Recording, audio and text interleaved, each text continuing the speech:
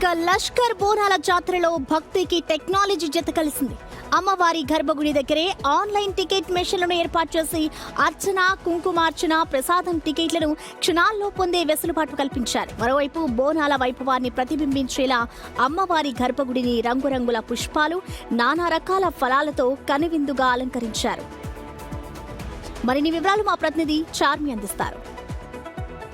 ఇది మహంకాళి అమ్మవారికి లష్కర్ బోనాలు రేపు స్టార్ట్ కానున్నాయి. అయితే ఇవాళ నుంచే కూడా భక్తులు ఇక్కడ చూసుకోవచ్చు మనం ఎంత అంగరంగ వైభవంగా ఉంది అమ్మవారి ఆలయం అనేది. ఇక్కడ భద్రతకు సంబంధించి ఎన్నో ఏర్పాటు చేశారు. లోపల అమ్మవారి అలంకరణ దగ్గర నుంచి ప్రతి ఒక్కటి కూడా అద్భుతంగా ఉందని చెప్పాలి. అయితే భక్తులకు సంబంధించి ఈ రోజు మార్నింగ్ నుంచే కూడా భక్తులు సంచరిస్తూ ఉన్నారు. అదేవిధంగా ఇక్కడికి వచ్చిన ప్రతి ఒక్కరూ కూడా అమ్మవారికి సంబంధించి బోనం సమర్పించుకోవడానికి కూడా వస్తున్నారు. అయితే అమ్మవారికి ఇక్కడ అలంకరణ ఏ విధంగా ఉందంటే అటు తోరణాలు చూసుకున్నట్టయితే మామిడి తోరణాలు, అదేవిధంగా మనకి అటు పండ్లతో అదేవిధంగా పూలతో కంప్లీట్గా అలంకరణ చేశారు.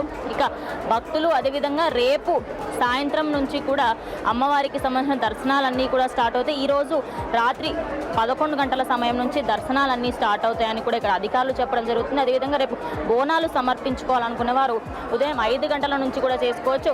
అదే ఇక్కడ గత సంవత్సరం కంటే కూడా ఈ సంవత్సరం మనకి డిజిటల్గా లోపలికి వచ్చిన తర్వాత మనకు అన్నదానం కానివ్వండి, లేకపోతే మనం ఓడిబియ్యం ఇవ్వాలనుకున్నా, లేకపోతే మనకి సంబంధించి ఏమైనా టికెట్ కావాలి, అర్చన, కుంకుమార్చన, ఏ టికెట్ అయినా కూడా బయట కొనుక్కోవడం మర్చిపోయినా, లేకపోతే లోపలికి వచ్చిన తర్వాత మనం ఇక్కడ డిజిటల్గా కూడా పేమెంట్స్ అన్నీ చేసుకొని దానికి సంబంధించి ఇక్కడ తీసుకోవచ్చు.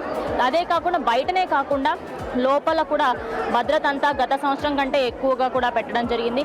అలంకరణ పరంగా అన్నిటి విధంగా అమ్మవారు ఈసారి ఓ మెట్టు ఇంకా ఎక్కువే అలంకరణ అంతా కూడా చేశారు. సో ప్రజెంట్ ఇక్కడ అమ్మవారి లోపల గర్భగుడిలో పరిస్థితి ఈ విధంగా ఉంది. కెమెరా పర్సన్ పవన్తో reporter Charmi, big TV, Hyderabad.